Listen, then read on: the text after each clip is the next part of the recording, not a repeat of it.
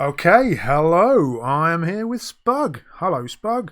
Hello, James. And we are back with part two of our series of videos about our top five favourite pieces of art from Dice Masters cards. So, Yeah. without further ado, let's get into Spug's top five, starting with number five. Take it away, Spug. What is your number five top piece of art? Thank you, James. Well, my top five, number five, is the Powerbolt promo, which is a beaut of a card featuring Rocket Raccoon with the most completely bonkers gun that you could ever hope to see. Which, for me, is just kind of classic Rocket in a way. Just kind of totally over the top destruction.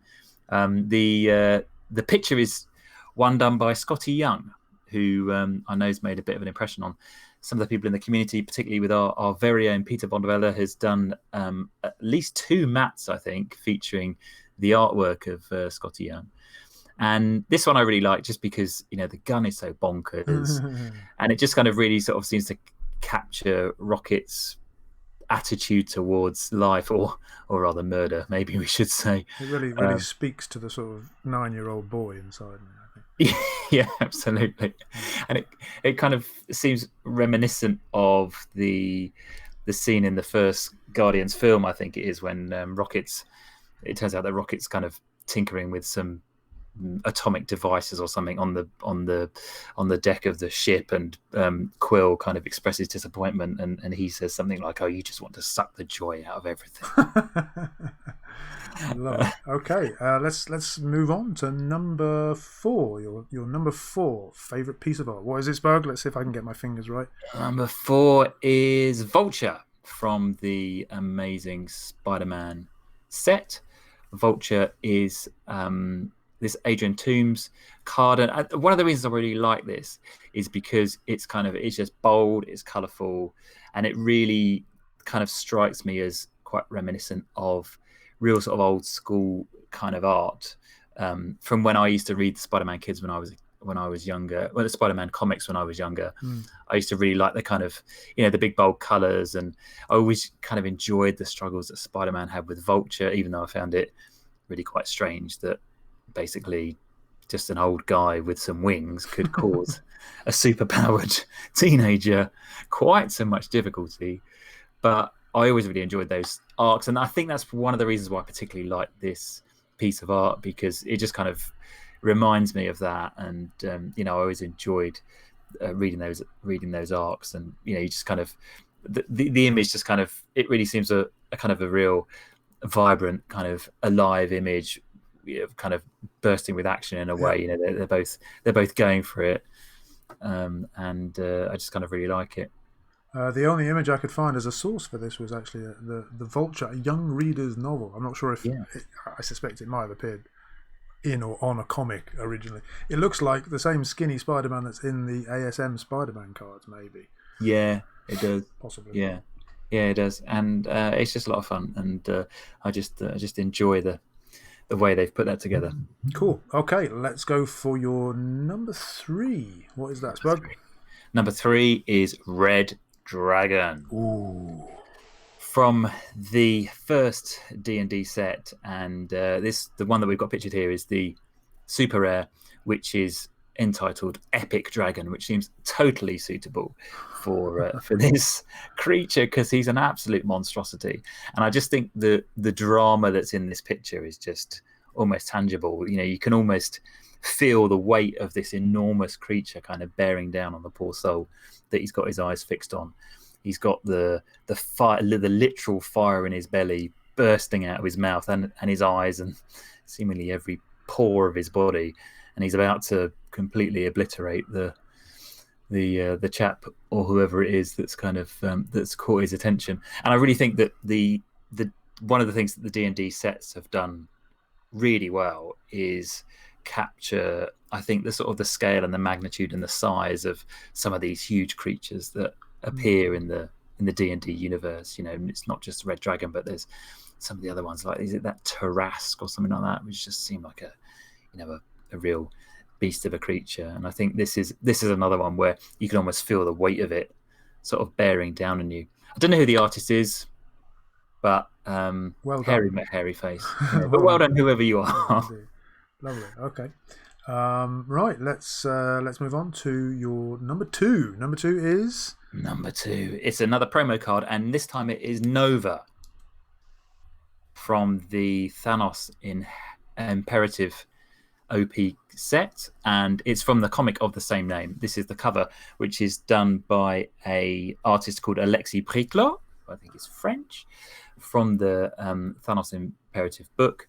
And I really love this image, and it really struck me and caught my eye when this first came out, because it was kind of one of the earlier promo cards, and just the art was completely new, completely different, really, to the other art that we'd seen in, a lot of the sort of the AVX and the Uncanny X-Men art that we'd seen so far was very much more classic kind of comic book art, but this was much more modern, much more kind of moody, and it just really caught my eye as a really great kind of image. And obviously on the card you don't see the full scale of it. As from the actual cover, because you kind of got Silver Surfer lurking in the background, and the kind of the big head of the big purple guy himself, Thanos. I think the Silver Surfer does not simply lurk. With all due respect. But he's brooding, I think, in the background, maybe. Yeah, Brood is a good one. Yeah, the card doesn't really do it justice. In context, it looks much more impressive, I think. Yeah. The only shame about it is that the Nova from the original AVX set, where you kind of do damage to him to do damage to your opponent, much like the modern day Iceman, was really great. But this one was absolutely terrible. So it was a bit of a shame. So a brilliant piece of art, but probably never ever saw any gameplay, because it's such a ridiculous ability. But I do think it looks lovely. Great. Okay, and I think that brings us to your number one. Your top piece of art in Dice Masters is... Drum roll, please. It's another promo card, and this time it is Hulk. This beaut of a piece of work done by Alex Ross, who I suppose he has an appropriate surname, doesn't he, for a Hulk artist? It's Betty's brother. Yeah, given you got General Ross and presumably Betty lurking in the corner of that picture, or sadly they're obscured in the actual card image underneath the text. But again, this is another one of those promo cards that came out fairly early on in the game. It's a version of obviously the classic Green Goliath card from the AVX expansion that loads of people used to much effect, including me.